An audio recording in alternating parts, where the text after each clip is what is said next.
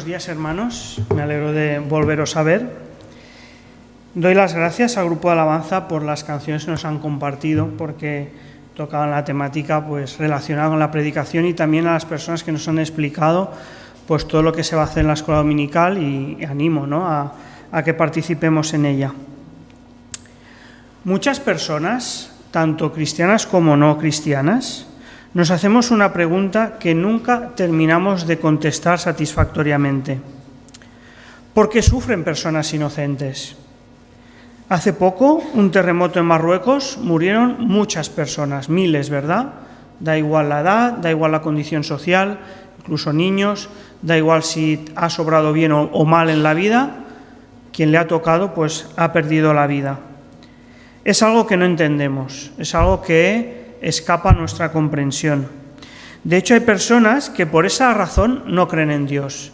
Consideran que un Dios justo y poderoso y sabio, si existiera, no permitiría que pasaran estas cosas, y por tanto rechazan la idea de la existencia de Dios. Y hay personas que, habiendo dado testimonio de fe, su fe en Cristo, por causa de esto, o se han apartado, o por lo menos muchas veces hemos sufrido graves crisis de fe precisamente por esta cuestión. De hecho, Job sufrió una grave crisis de fe precisamente por este problema, esta dificultad que no llegamos a comprender. El libro de Job, el que hemos estado estudiando y seguiremos estudiando a partir de hoy mismo, nos habla de una persona que también se llama Job y que está soportando una prueba durísima. Job perdió a todos sus hijos y todas sus posesiones en un día, en cuestión de horas. Y posteriormente sufrió una enfermedad gravísima. Yo no sé si las personas que asistieron a clase os acordáis de algunos de los síntomas, los podríais decir a lo mejor. Estoy haciendo una mini clase. Vaya, venimos fríos después del verano, ¿verdad? Sí. Picores, problemas en la piel, dolor de huesos, depresión profunda, piel ennegrecida o quemada, o sea, era un problema que afectaba muy gravemente en la piel, pérdida de apetito, insomnio, mal aliento. Era una enfermedad que afectó profundamente su vida desde el punto de vista físico, emocional y socialmente, es decir, y además tuvo, como he dicho antes, una grave crisis espiritual, es decir, afectó a todas las áreas de la vida. Solamente le quedó su mujer, que sentía asco por él, precisamente por su mal aliento, y que le dijo que maldijera a Dios y se muriera. Es decir, la única persona cercana que le quedó aún agravó más su situación por la que estaba pasando. Job recibió la visita de 3 amigos de Oriente que estuvieron con él en silencio 7 días haciéndole compañía, y por tanto demostraron ser buenos amigos que le amaban porque el resto del mundo le había dado la espalda. En definitiva, como decía, su mujer contribuyó aún a endurecer su situación. Recordemos que el resto del mundo se había alejado de él. Como os decía, sus amigos amaban a Job y se solidarizaron con él. Después de 7 días, que es un tiempo que se considera completo como de luto, Job empieza a hablar y empieza a maldecir el día en que Job nació. Y se preguntó qué sentido tenía la vida de aquella persona que estaba condenada a sufrir continuamente sin ninguna esperanza de que su situación se solucionara. ¿Para qué vivir una vida completamente de sufrimiento? La misma Biblia nos habla de la mujer que está embarazada, de los dolores de parto, pero que luego al tener al niño se consuela y se goza y ya no se acuerda tanto del sufrimiento anterior. Cuando sufrimos una grave crisis económica, pero luego tenemos la esperanza de encontrar un trabajo, entonces eso nos da esperanza y dices, bueno, por lo menos aquella situación la viví, pero la superé y aún me enseñó algo. Aquella enfermedad que puede sanarse, pues aún tenemos la esperanza de curarnos y de volver a tener una vida mejor. Pero Job no tenía ninguna esperanza. Él pensaba que después de esa enfermedad lo único que le llegaba a la muerte, y de hecho él deseaba que llegara para dejar de sufrir. Entonces sus amigos, de una forma u otra, tratan de convencerlo de que si Job está sufriendo de esta forma es porque Dios le está disciplinando por algún pecado que ha cometido. Sus amigos asumen la idea de que Dios permite el sufrimiento siempre es y única y exclusivamente por causa de algún pecado. Eso es una idea muy extendida tanto en cristianos como en no cristianos. Tenemos aquella idea que está en la Biblia y que es cierta de que lo que el hombre sembrare, eso mismo segará.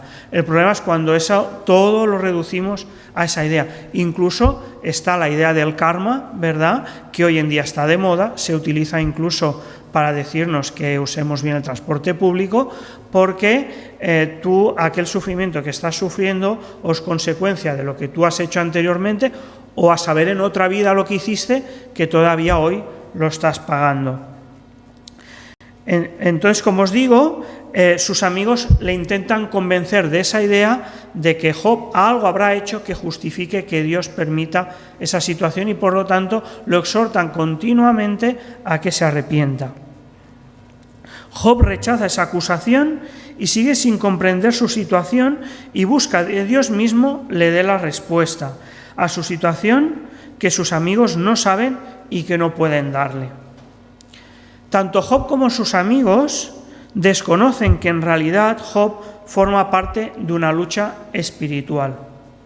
Dios había mostrado, anteriormente a toda esta historia que os he contado, había mostrado a Satanás que Job era un ser humano que a pesar de toda la maldad que había en la humanidad, Job sí seguía siendo fiel a Dios. Job era un hombre de conducta intachable, íntegro, que temía a Dios y que vivía apartado del mal. En otro libro del Antiguo Testamento, en el libro de Ezequiel, se destaca a 3 personas en el Antiguo Testamento por su justicia. En todo el Antiguo Testamento se nos destaca por su justicia a Noé, a Daniel y a Job. Como los otros dos, bueno, Noé era anterior a Job, no lo puedo decir, pero bueno, que Job era uno de los primeros en la historia dentro de los 3 que he citado. En cambio, Satanás cuestiona la fidelidad de Job y le acusa a Job de obedecer a Dios como consecuencia de todas las bendiciones que Dios le está dando.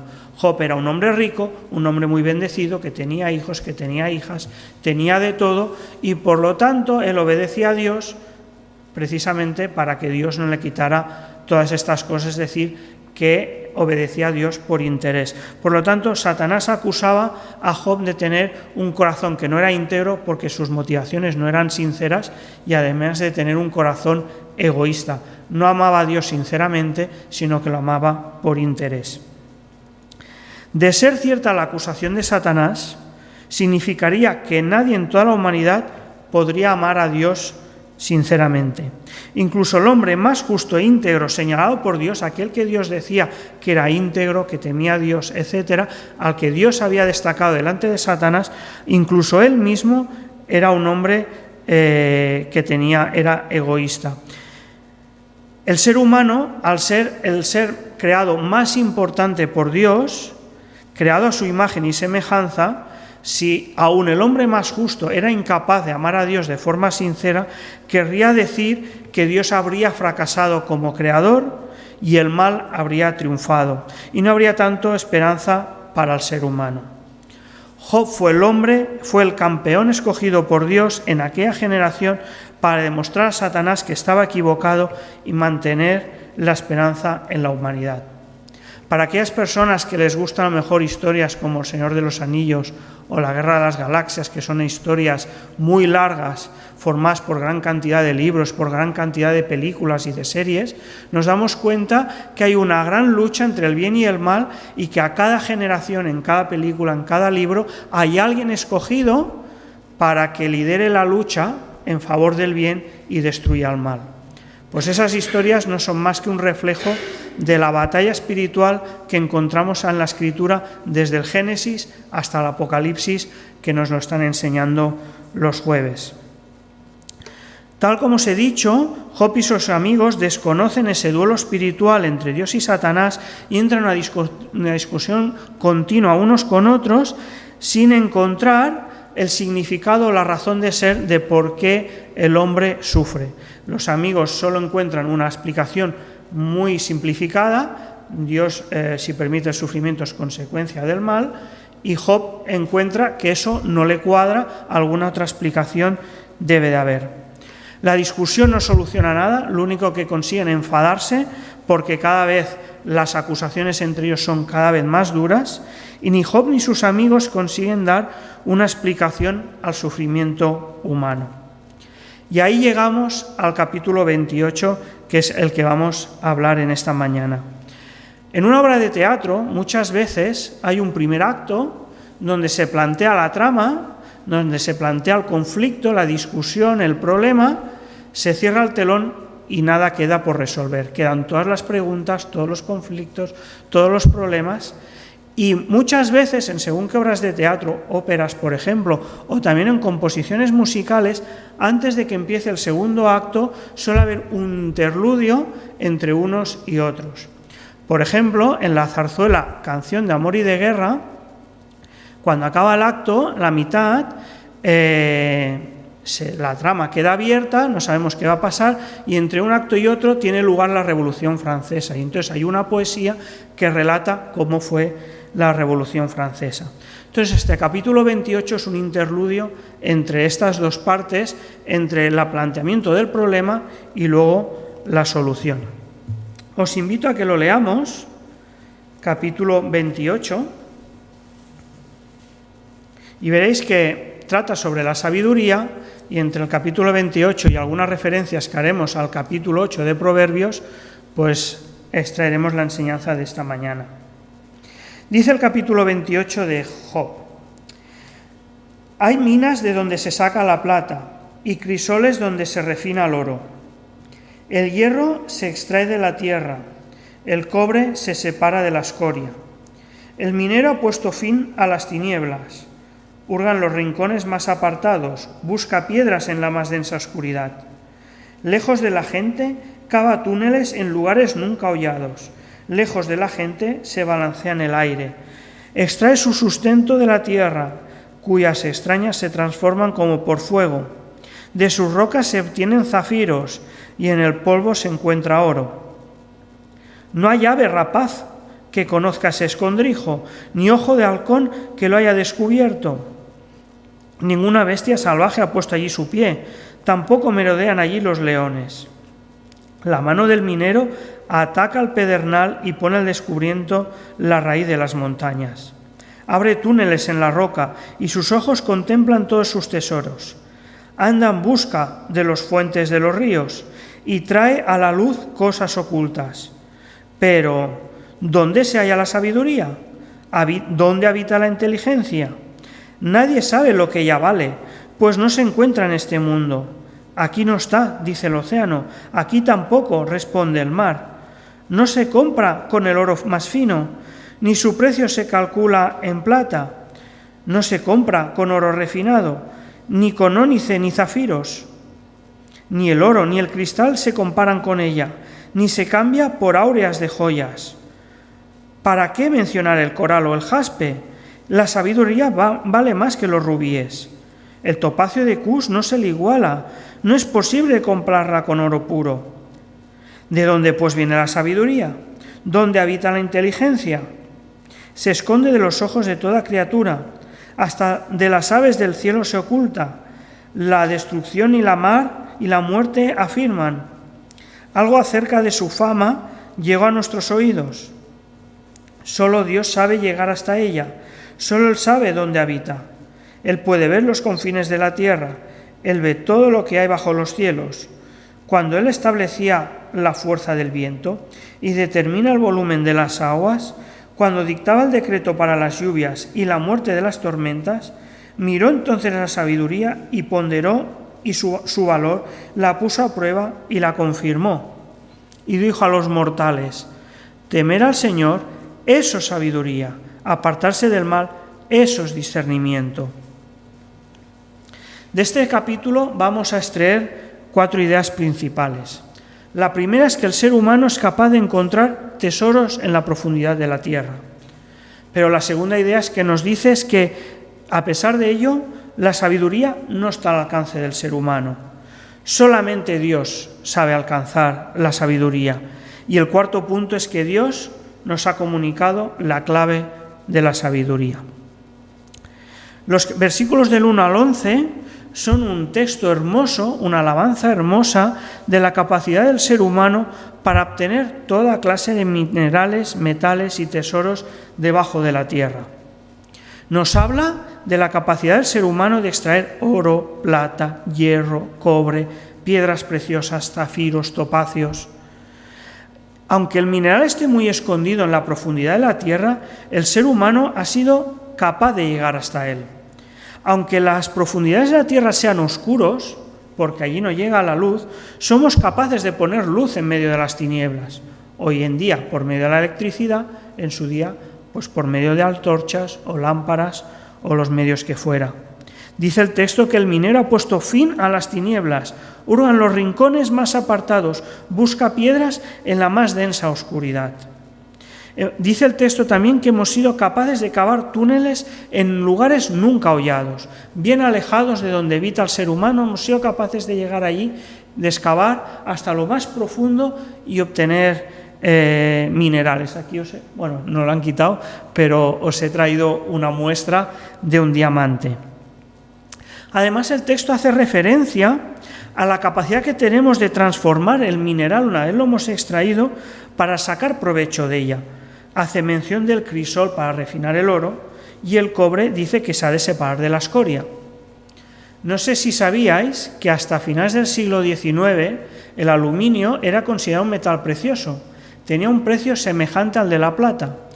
El ser humano era capaz de extraer el mineral, creo que el más abundante tiene aluminio es la bauxita, pero no éramos capaces de extraer el aluminio para ser utilizado. Era tan difícil, tan costoso, que su precio era equivalente al de la plata. Pero a finales del siglo XIX el ser humano fue capaz de desarrollar un procedimiento por el cual fue posible extraer el aluminio del mineral que ya hemos extraído de la tierra, y entonces fue relativamente mucho más fácil extraer el aluminio, y con lo cual su precio pasó de ser de la plata a ser mucho más económico, con lo cual, si os fijáis, las ventanas hoy son de aluminio. No sé si os acordáis, antiguamente las ventanas se hacían de madera, no se hacían de aluminio. Eso es porque a nadie se le ocurre hacer las ventanas de plata, ¿verdad? Costaría un ojo de la cara. Sin embargo, hoy en día podemos hacer las de aluminio porque somos capaces de extraer el metal del mineral y utilizarlo. El texto también compara la capacidad del ser humano con la de los animales y nos dice que no hay ave rapaz que conozca ese escondrijo ni ojo de halcón que haya descubierto a los minerales que están bajo la tierra. Ninguna bestia salvaje ha puesto allí su pie, tampoco merodean allí los leones. Podríamos decir más allá y decir nosotros que no tenemos alas como las aves, pero podemos volar. No tenemos el cuerpo como un pez, pero podemos navegar e incluso sumergirnos bajo el agua.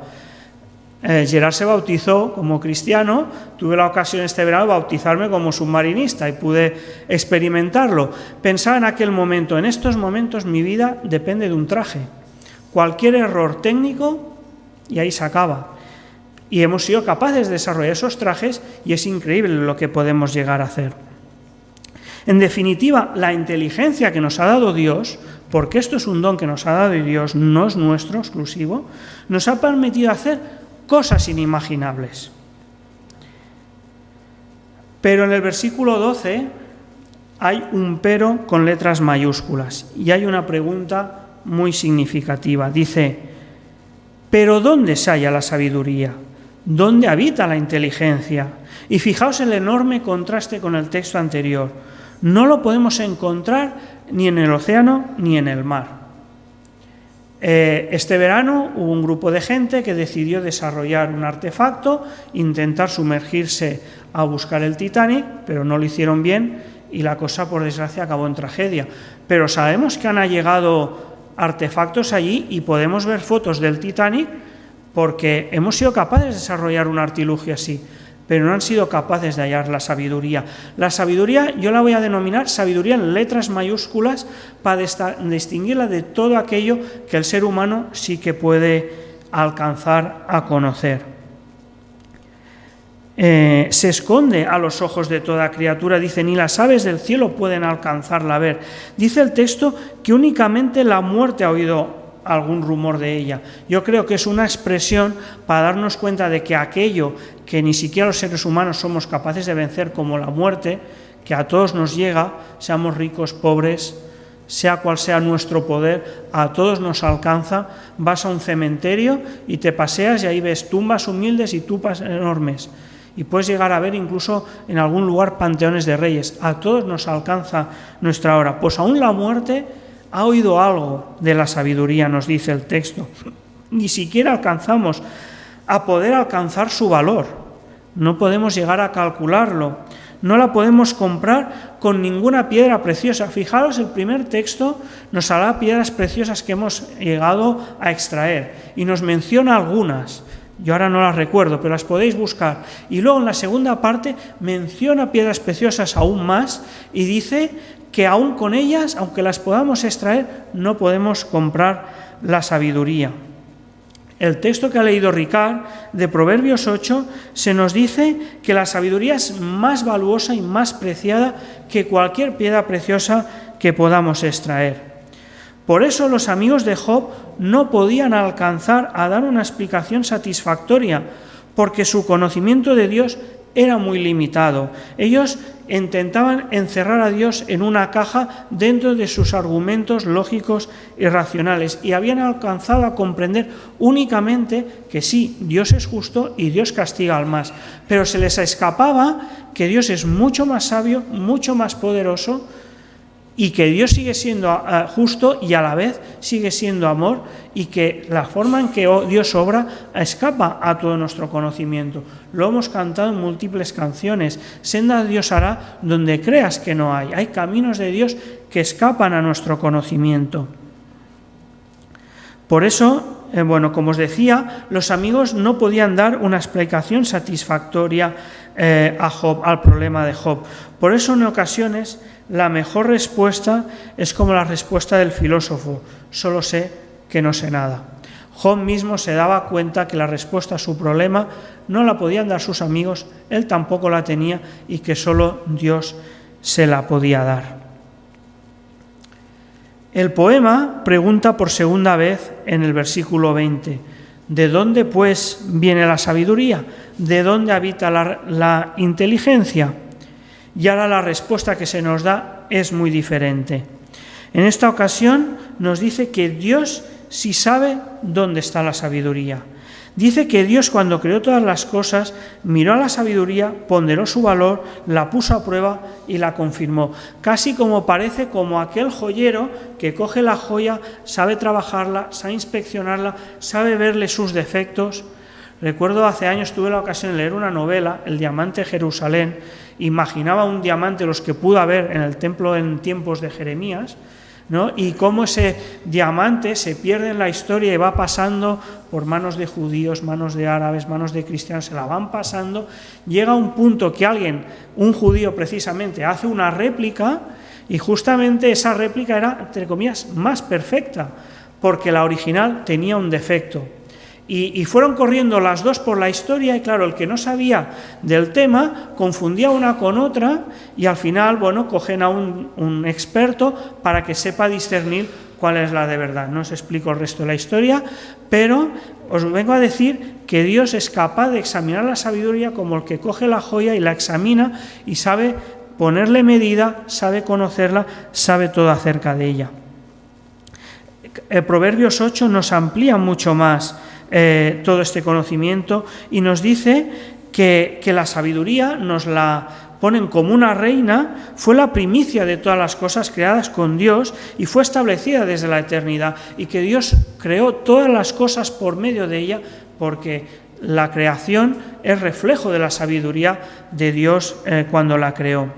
Y sabemos que aquella reina que es la sabiduría de la que nos ha hablado Ricard, nos dice 1 Corintios 1:24 que esa reina apunta a Cristo, porque Cristo, que es el Hijo de Dios y que es Dios, es definido como poder y sabiduría de Dios.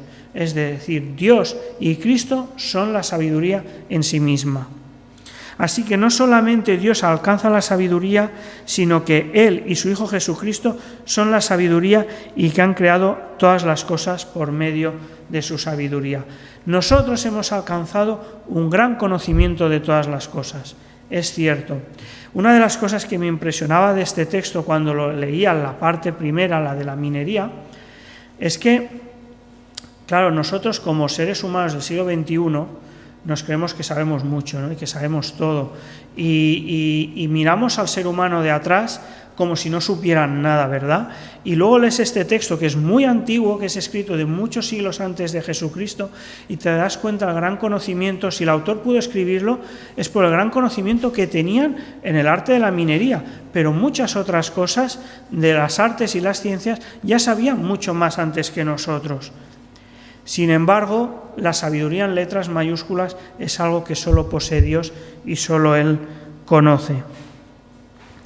Ahora bien, Dios no se ha quedado la sabiduría como un tesoro para sí. Hay muchas historias en las que la sabiduría es algo para un grupo privilegiado o para alguna persona muy especial y que tienen que ir a buscarla, vete tú a saber dónde, tipo como Indiana Jones, no hay excavando, como el texto que nos ha dicho, ¿no? Sin embargo, Dios, que es la sabiduría, ha decidido compartirla con nosotros y veremos que ha decidido compartir una parte de la sabiduría, aquello que Él considera que nosotros debemos y queremos, o sea, que Dios quiere que conozcamos. Dios nos revela en el versículo 28, dice, y dijo a los mortales.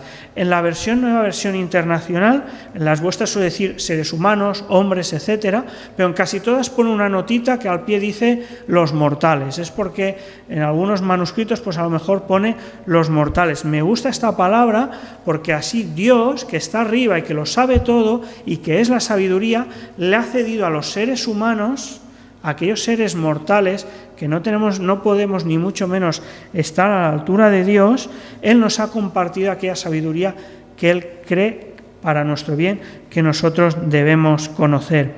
Dice el 28, y dijo a los mortales, teme al Señor, eso es la sabiduría, apártate del mal, eso es el discernimiento. Es decir, como en otras partes de la Escritura, como en Proverbios dice, la clave de la sabiduría, el origen de la sabiduría consiste precisamente en temer a Dios. Y temer a Dios, en el contexto que hoy lo estamos tratando, significa confiar en Él, sabiendo que Él lo sabe todo y que está al control de todo y que Él nos ama. Job demostró su temor y confianza en Dios al principio de la prueba cuando fue capaz de responder, si de Dios sabemos recibir lo bueno, ¿no sabremos recibir también lo malo? Es decir, Dios es tan sabio, tan poderoso y me ama tanto que si permite esto malo que me suceda, sus razones debe de tener. Y esta pregunta se la hago a aquel que no crea en Dios y que su argumento precisamente es ese. Si permite el mal, eso significa que Dios no existe. No es que Dios no exista, sino que Dios es tan sabio y tan poderoso que aunque a nosotros nos parece increíble, a veces es capaz de usar el mal para hacer el bien. Y ese precisamente fue el ejemplo de Job en su vida y en otros personajes de la Biblia, como por ejemplo José, que fue vendido, fue llevado a la cárcel y él descubrió al final de su vida que por medio de ese sufrimiento él pudo salvar luego a su familia. O como mismo Jesucristo, Hijo de Dios, que por medio de su sufrimiento Dios permitió la salvación para cada uno de nosotros. A lo largo de su prueba, con sus altos y sus bajos, con sus dudas, con sus luchas, con su crisis de fe, pero llega, como aprendimos al final del curso pasado, que su confianza en Dios se fortaleció y su temor a Dios se hizo más fuerte y más grande. Dice Job en el capítulo 19, versículo 25, y lo hemos cantado, yo sé que mi Redentor vive y que al final triunfará sobre la muerte, y cuando mi piel haya sido destruida, todavía veré a Dios con mis propios ojos. Él no pudo comprender muchas cosas de por qué Dios había permitido aquel sufrimiento. No encontraba respuesta. La respuesta de sus amigos no le satisfacía, pero él tenía la confianza en Dios que al final de la prueba, pasara lo que pasara, incluso aunque perdiera su vida, él finalmente vería a Dios. Ahí demuestra temor y confianza en Dios de forma absoluta. Además, Dios también nos ha dicho en el versículo 28 al final del capítulo que la sabiduría que Dios nos quiere confiar, nos ha dicho que el discernimiento y la inteligencia también consiste en apartarse del mal, es decir, en obedecerle a Él, porque temer a Dios y obedecerle son una misma cosa. Cuando desobedecemos a Dios es porque por regla general confiamos más en nuestra sabiduría, o en la de vete tú a saber quién, desconfiamos de la sabiduría de Dios, desconfiamos de sus métodos, desconfiamos de sus caminos, le perdemos su temor porque dejamos de temer las consecuencias de la desobediencia. Pero Dios nos ha enseñado que obedecerle implica confiar en Él y que ese es el camino de la sabiduría. Además, Dios nos ha dado su palabra como una mina llena de tesoros y de piedras preciosas. En Proverbios 8, la reina de la sabiduría nos ha dicho y nos ha llamado a acudir a ella, esto es, a Cristo y a su palabra, para alcanzar la sabiduría que Dios quiere que tengamos.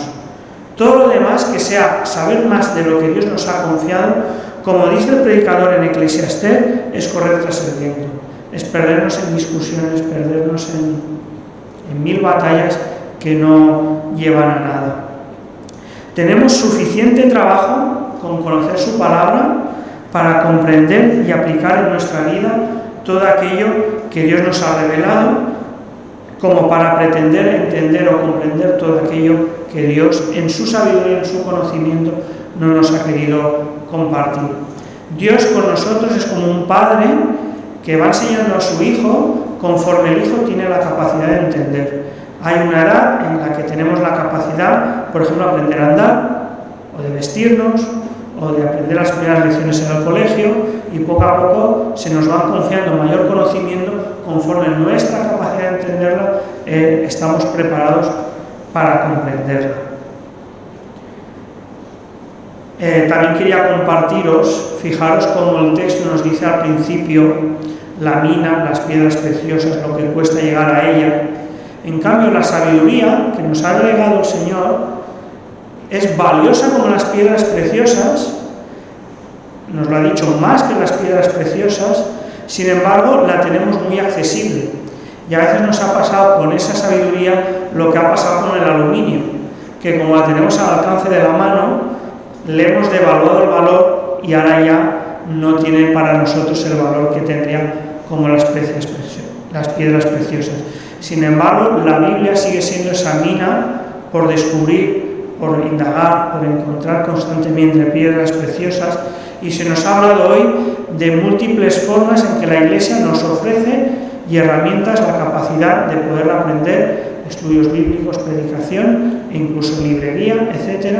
Y por supuesto también nuestro esfuerzo personal, porque aquella piedra preciosa que nosotros encontremos tendrá para nosotros un valor especial que no lo tiene cuando nos lo da otra persona. Cuando pude sumergirme en las aguas, descubrí una estrella de mar, descubrí un erizo, un caballito de mar, incluso vimos una sepia así de pequeñita, y claro, me encantó y me gustó mucho más que cuando la hemos podido ver en fotografía, aunque sea más bonita la fotografía y demás, pero no es lo mismo que verla por nosotros mismos. Aquella enseñanza que nosotros aprendemos por la palabra, porque nosotros la descubrimos, tiene muchísimo más valor que aquello que nos viene de prestado.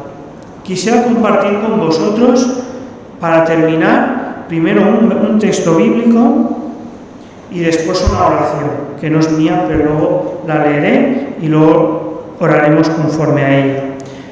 Toñi nos ha compartido un texto lema, yo os voy a compartir otro, quedaros con los dos. Dice Proverbios 3, 5 al 6, confía en el Señor de todo corazón y no en tu propia inteligencia, reconócelo en todos tus caminos y Él allanará tus sendas. Aprendamos y absorbamos toda aquella sabiduría que Dios nos ha confiado y dejemos a Dios todo aquello que le pertenece a Él. Y dice aquella oración, se atribuye a diversas personas, no lo sé, pero dice así: Señor, concédeme serenidad para aceptar todo aquello que no puedo cambiar, valor para cambiar lo que soy capaz de cambiar y sabiduría para entender la diferencia. Dios nos ha dado una gran inteligencia para muchas cosas en nuestra vida, como hemos leído en la primera parte. Nos ha dado la capacidad de aprender su palabra, pero hay muchas cosas que le corresponden a Él y ahí haremos bien de confiar en Él. Permitidme que haga una oración.